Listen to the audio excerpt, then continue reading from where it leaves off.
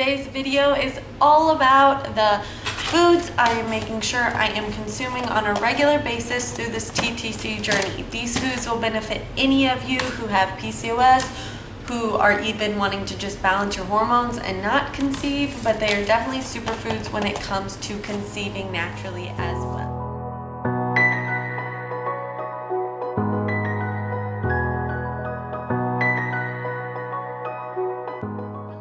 Welcome back to Stronger Than PCOS, where we overcome our PCOS one positive thought at a time. I am Hannah, and on this channel, we talk about everything about overcoming your PCOS naturally and just support each other in our PCOS journeys. If you're new to the family, welcome. Please feel free to click that subscribe button and the notification bell to be notified and not miss any video to help you with your PCOS. So, like I said, today's video is all about these foods that I have been talking about. This is video 5 in our PCOS Secret series about TTCing for baby number 2 for me. And this is the checklist. So if you haven't seen any of my other videos, I will link them above or down below in this series. It'll kind of catch you up on what I'm talking about, why I'm talking about them, all that information. So but if you have seen those other videos, you know I now have just a checklist. I find that with anything in life, it's easier to focus on what you should be doing instead of what you shouldn't be doing. So especially when it comes to eating, you want to be focusing on the foods you should be eating and not the ones you shouldn't. So you come from a place of abundance, and that just makes it feel so much easier and makes it more exciting too, because you don't feel like you're missing out on anything. You just have the array of food that you need to be consuming. Also, what this does is once you've made sure that you've consumed these foods, you're not hungry for any of the junk. So I've really found this to be helpful. And just as of recently starting this TTC journey, I just created this list just to be sure. I pretty much consume these foods on a daily basis. I'll miss one here and there, but for the most part, they're all in there. So let's get into the list. First one, avocados. So I mentioned this in my fertility foods that boost your fertility. So I will also link that video down below, and that shares all the information of avocados. But I am sure to eat at least an avocado a day, whether it's in salad, whether it's in a smoothie, whether I'm just spooning it out, add a little sea salt on it, maybe some sriracha sauce, or sometimes I could just eat them plain. I love avocados, and they are amazing for your hormones and fertility. Sweet potatoes are the next one on the list. Sweet potatoes are great for regulating your blood sugar, and if you have PCOS or if you are just trying to conceive in general, having stable blood sugar is everything. Sweet potatoes are also rich in antioxidants. They have lots of beta carotene. They help protect egg health and increase egg quality. And they are a nutrient-dense food. You get so many nutrients for your buck, or so many nutrients for each bite in a sweet potato. And they are delicious. They are naturally sweet. I love to eat sweet potatoes plain by themselves, but if you're one that needs them to be spiced up a little, you can always add some cinnamon, maybe a little maple syrup to them, or some avocado oil and as your butter, and then add everything. Or I even like to eat sweet potato as a main dish and just stuff them with veggies, beans, a good savory sauce. They are great to curb that sweet tooth. So keep that in mind. Next time you are making food, even if you aren't making sweet potatoes, just pop a few in your oven while you're baking your other stuff and just have them on hand as a quick snack, as a dessert, or as a meal. Thank you, sweet potatoes, for tasting so amazing and being so good for our health. Next food I have on this list is coconut oil. So if you all have seen my previous videos, again, highly recommend watching them, but I have increased my fat intake just because I am still breastfeeding my son, and before regaining my fertility, before having my son, I had to increase my calories and stuff. So the easiest way to do that is to increase good fats, coconut oil being one of them. There's a lot of controversy going around on if coconut oil is as good as they say, or if you should avoid it and it's all a hoax, but I found that I react really well to coconut oil. I a lot of times add it in my smoothies or I even put it on top of a sweet potato. I love that with some cinnamon. You just want to be sure that your coconut oil is virgin coconut oil. You don't want it to be processed. So when you do have virgin coconut oil, it is going to taste pretty coconutty. So if you don't like coconuts, why wouldn't you? Who are you? No. But that is one thing about coconut oil. And it also makes actually a good homemade chocolate if you add some cacao, coconut oil, and some maple syrup, and you just stir it all and you put it in the fridge. It can make like a nice little chocolate bar too. So loving my coconut oil lately. I find that I feel great after eating it. It doesn't affect my skin. In fact, I use it as a moisturizer on my skin. Hemp seeds is the next food on my list. Again, a really, really healthy fat, high in ALA fats, which your body cannot produce. Hemp seeds are also anti-inflammatory, so that is great if you have PCOS or just in general fighting inflammation in the body caused by environmental factors or what you're eating. Hemp seeds are great for fighting that inflammation, and they also are a great source of protein. So typically I either sprinkle mine over oatmeal, or I put them in my smoothies, or I'll just sprinkle them on salads as well. They just kind of have a slight nutty flavor, and they add a really good texture I tend to really like. You can also make hemp milk, which is one of my favorite milks. All you have to do is take some hemp seeds, blend them together with some water, and then strain it in a nut milk bag. Add a little bit of maple syrup and some vanilla extract, and I'm telling you, it's so rich and creamy, and it's amazing for your body, your brain health, your skin, your fertility. Next on my list is again another healthy fat, which is flax. So I made flax is also one of the all-stars that was in my fertility boosting video, fertility foods boosting video. That's a lot, you get it. And I go in detail more on like the research done on flax and your hormones and fertility, but it basically in a nutshell helps with having healthy estrogen levels, and they're a great source of healthy fats as well. They too don't have much of a flavor.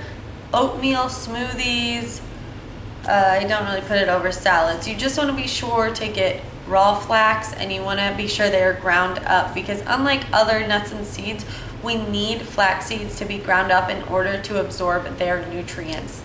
So check out that other video to know more about flax, but definitely be including it in your diet. Next on this list is greens.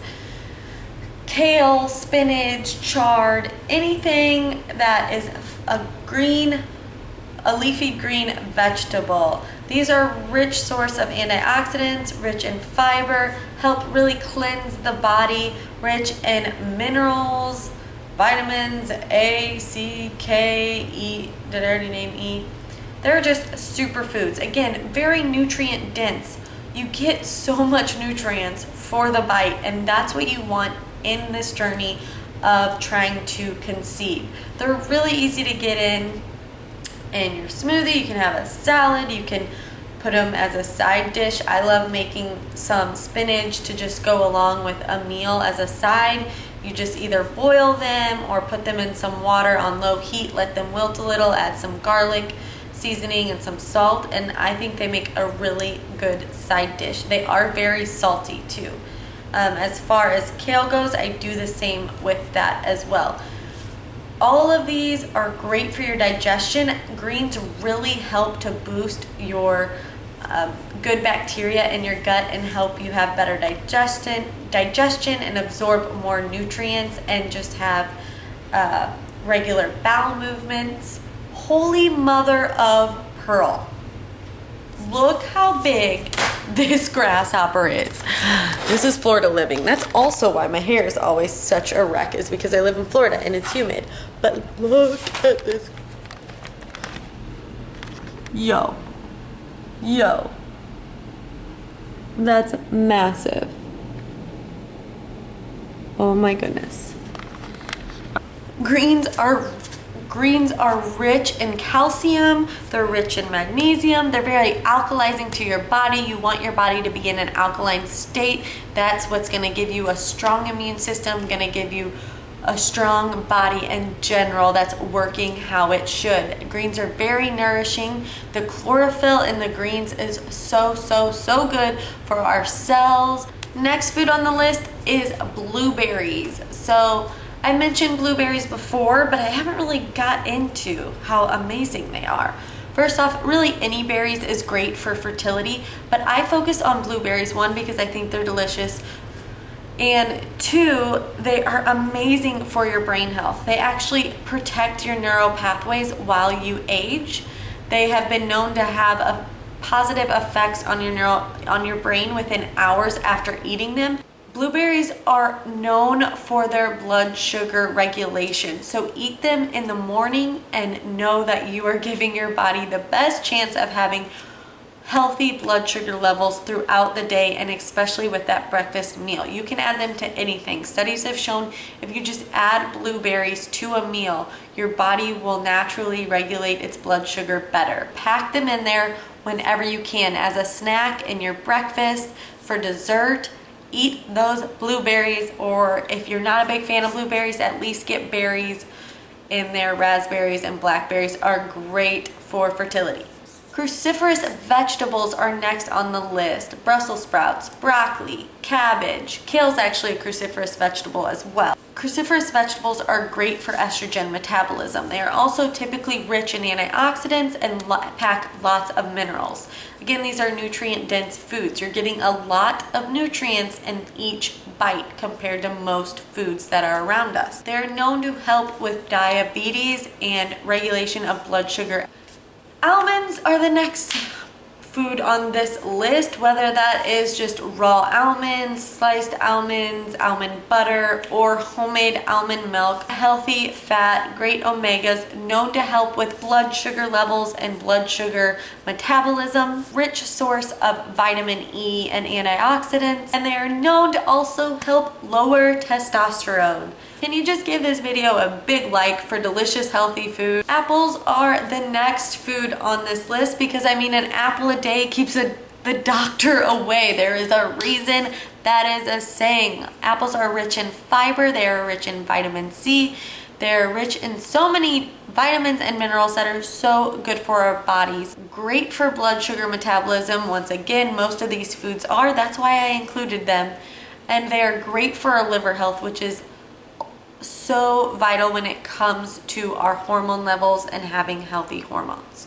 Oatmeal. This is such a satiating food. You can feel so satisfied after eating a bowl of oatmeal, and there's actually so many ways to consume it than just having it warmed up in a bowl. But oatmeals pack a big punch of really good fiber to help, again, with that blood sugar metabolism. They help to keep us full longer. They are rich in antioxidants, and they also have a good amount of zinc, which is known to be great for fertility. Just be sure when you buy oatmeal that you're either getting the old-fashioned kind or the steel-cut oats, because these are the ones that are the least processed out of all the oatmeal on the market. So don't go get prepackaged oatmeal that is just crammed with sugar. Instead, trust me, make your own oat flour, include oatmeal, and reap the benefits that way. Beets are the next food on this list. They are rich in iron and vitamin K, other minerals and other vitamins as well, but those are like the two all-stars in a beet. They also contain nitrous oxide, which is known to dilate blood vessels and help to get that nutrient-rich blood into the uterus to really help aid in implantation. So beets are so good for fertility and just TTCing, and they are also really good for your body, good for blood pressure as well. Next on this list of foods is lemon. Lemon is detoxifying to the body, it aids in digestion, and it is alkalizing to the body as well, and it really helps to awaken the body. So that's why a lot of times you hear people drinking lemon water in the morning, just to wake up your body and alkalize your system, start your day with that. I myself like to, if I'm going to drink water while I eat, add lemon to it because it does help in digestion, and I find I cannot drink water with my meals. Some people do, some people don't, but with me, if I drink water, it just dilutes my stomach acid too much and I end up burping and not feeling well. So if you're one of those people who experience that, lemon water can really help you with that. You just want to be sure to be putting an actually good amount of lemon in your water, not just one little sliver like they give you at the restaurants. But lemon water is great for your digestion, like I said. It also helps to cleanse the liver and the kidneys and make sure they are working properly. Next on this list is cinnamon. Now, in one of my videos, I talked about how different cinnamons have different effects on your body. So the cinnamon that is known to help with your blood sugar regulation, it has been shown to be just as effective at blood sugar regulation as the pill metformin or the drug metformin. However, some studies have shown that the cinnamon taken in too large of quantities can cause liver toxicity. And the other type of cinnamon, Ceylon cinnamon, that doesn't cause that tends to actually not have an effect on your blood sugar. But I'm including cinnamon in my list of daily foods anyways, and not the Ceylon cinnamon, because I did this before I conceived my son, and I feel great taking cinnamon. I'm just sure to not overload on it, but I do include it in my everyday diet. It's rich in antioxidants. Like I said, it's a powerful blood sugar regulator and has been shown to do amazing things for PCOS women. So do what feels right for you. Okay, getting down to the last few foods on this list, which these kind of just green smoothies and green juices are the next on this list. So not really particular foods, but they help me to get in all of these foods and make sure I'm consuming them daily. So whether I have a green smoothie for breakfast, for a snack, for lunch, it doesn't really matter. Green juices, the reason I say green juices is because many times if we have been on the pill, if we've been taking antibiotics, if we've been taking any medication at all, our digestive system is not working as it should. So what juices do is they give your body a break. Instead of having to break down the nutrients from the fiber, you're just getting the pure juice. My favorite green juice is kale, cucumber, celery, ginger, lemon, and that's it. I don't put anything sweet in it anymore. And I like that taste. Your body gets used to all of these foods. If there's any of these foods you really don't like eating, your gut bacteria over time will change because the bacteria that feeds on these foods will start to multiply, and the bad bacteria that feed on junk start to die. So you acquire tastes for these foods. Barley grass and spirulina are the next on my list. These are both superfoods, nutrient dense. Spirulina is an amazing protein source. It is also great for fertility, rich in chlorophyll, rich in antioxidants. And barley grass is the same. Barley grass actually contains glutamic acid. This acid actually inhibits cravings. So if you're the type of person who craves junk, you definitely want to think about adding barley grass to your diet, as it can help cut those cravings down. So I will link down below the barley grass I consume on a daily basis. I pop them in my smoothies. I actually use barley grass in my oatmeal. I think it tastes amazing. My son even eats it, just like putting his finger in the powder and eating it.